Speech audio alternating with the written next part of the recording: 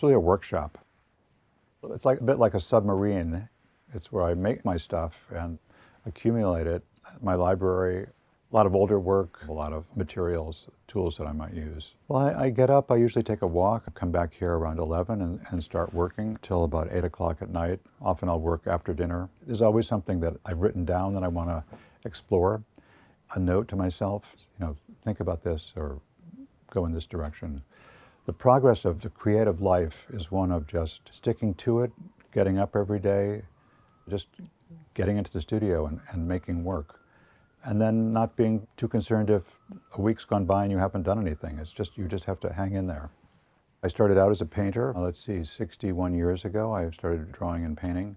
When I went to art school, I was introduced to people like Matisse, Soutine, Rothko, but then I fell into an interest in, say, conceptual art or process art, and eventually discovered photography.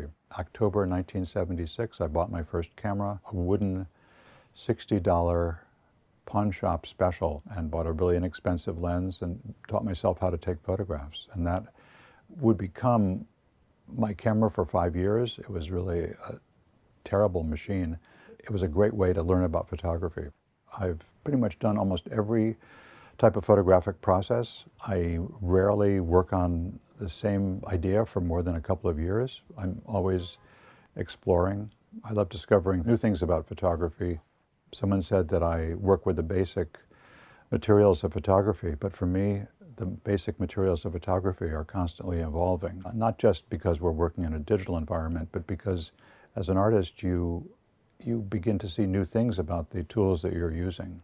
In digital, I'm able to really think seriously about what a photograph is, how it connects to long history of image making, and that's what I find fascinating about working in photography. So I got an NYFA award in photography, even though I had switched for a few years to making paintings. And that validation of my photographic work turned me back to photography.